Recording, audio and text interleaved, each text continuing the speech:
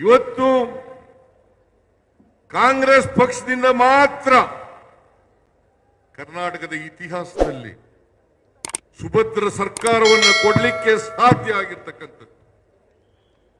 ಯಾವತ್ತು ಜೆಡಿಎಸ್ ಆಗಲಿ ಬಿಜೆಪಿ ಆಗಲಿ ತಮ್ಮ ಸ್ವಂತ ಶಕ್ತಿ ಮೇಲೆ ಜನರ ಆಶೀರ್ವಾದವನ್ನು ಪಡೆದು ಅಧಿಕಾರಕ್ಕೆ ಬಂದಿಲ್ಲ.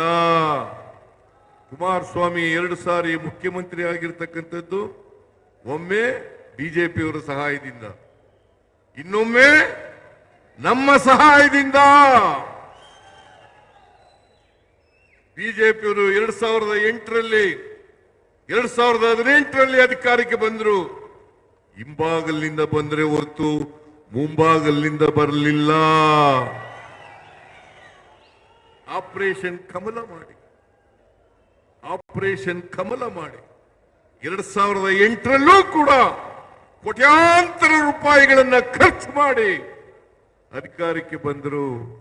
ಮಿಸ್ಟರ್ ಯಡಿಯೂರಪ್ಪ ಮುಖ್ಯಮಂತ್ರಿ ಆದರು, ಮಿಸ್ಟರ್ ಸದಾನಂದ ಗೌಡ ಮುಖ್ಯಮಂತ್ರಿ ಆದರು, ಮಿಸ್ಟರ್ ಜಗದೀಶ್ ಶೆಟ್ಟರ್ ಮುಖ್ಯಮಂತ್ರಿ ಆದರು. ಹೇಗೆ ಇವ್ರ ಕೈಲಿ ಸುಭದ್ರ ಸರ್ಕಾರವನ್ನು ಕೊಡಲಿಕ್ಕೆ ಸಾಧ್ಯ ಆಯಿತು? 2006ರಲ್ಲಿ ಮೊದಲನೇ ಬಾರಿಗೆ ಕುಮಾರಸ್ವಾಮಿ ಮುಖ್ಯಮಂತ್ರಿ ಆದರು. ಆದರೆ ಯಡಿಯೂರಪ್ಪನವರಿಗೆ ಮೋಸ ಮಾಡಿದ್ರು, ಆ ಸರ್ಕಾರ ಉಳ್ಕೊಳ್ಳಿಕ್ಕೆ ಸಾಧ್ಯ ಆಗಲಿಲ್ಲ. ಯಾರು ಮೋಸ ಮಾಡಿದವರು? Mister Kumaraswamy, mister Deve Gowda. ಆ ಸರ್ಕಾರ ಉಳ್ಕೊಳ್ಳಿಲ್ಲ. ಮತ್ತೆ 2018ರಲ್ಲಿ 104 ಸ್ಥಾನಗಳನ್ನು ಗೆದ್ರೆ ಹೊರತು 113 ಸ್ಥಾನಗಳನ್ನು ಗೆಲ್ಲಿಲ್ಲ.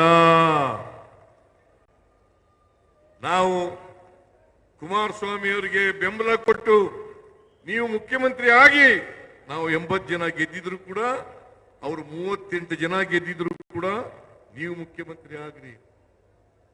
ಮುಖ್ಯಮಂತ್ರಿ ಆಗ್ರಿ, ನಾವು ಬೆಂಬಲ ಕೊಡ್ತೀವಿ ಅಂತೇಳಿ ಮಾಡೋದು. ಆದರೆ ಸರ್ಕಾರವನ್ನು ಉಳಿಸಿಕೊಳ್ಳಲಿಲ್ಲ. ನಾವು ವಿತ್ಡ್ರಾ ಮಾಡೋದಲ್ಲ. ಇವರು ಮುಖ್ಯಮಂತ್ರಿ ಆಗಿರುವಾಗ 17 ಜನ MLAಗಳು ಬಿಜೆಪಿ ಜೊತೆ ಸೇರಿ ಆಪರೇಷನ್ ಕಮಲದ ಮೂಲಕ ಯಡಿಯೂರಪ್ಪ ಮುಖ್ಯಮಂತ್ರಿ ಆದರು. ಆಮೇಲೆ ಬಸವರಾಜ ಬೊಮ್ಮಾಯಿ ಮುಖ್ಯಮಂತ್ರಿ ಆದರು. ಇವರು ಯಾವತ್ತಾರು ಕೂಡ ಜೆಡಿಎಸ್ ಆಗಲಿ ಬಿಜೆಪಿ ಆಗಲಿ ಸುಭದ್ರ ಸರ್ಕಾರ ಕೊಟ್ಟಿದ್ದಾರ? ಲೇಟೆಸ್ಟ್ ಹಾಗೂ ಇಂಟ್ರೆಸ್ಟಿಂಗ್ ಸುದ್ದಿಗಳಿಗಾಗಿ ಬಾಸ್ ಟಿವಿ ಕನ್ನಡ ಚಾನೆಲ್ನ ಸಬ್ಸ್ಕ್ರೈಬ್ ಮಾಡಿ. ಹಾಗೆಯೇ ಬೆಲ್ ಐಕಾನ್ ಪ್ರೆಸ್ ಮಾಡಿ. ಇದರ ಜೊತೆಗೆ ಫೇಸ್ಬುಕ್, ಇನ್ಸ್ಟಾಗ್ರಾಮ್, ಎಕ್ಸ್ ನಲ್ಲೂ ಮಿಸ್ ಮಾಡದೆ ಫಾಲೋ ಮಾಡಿ.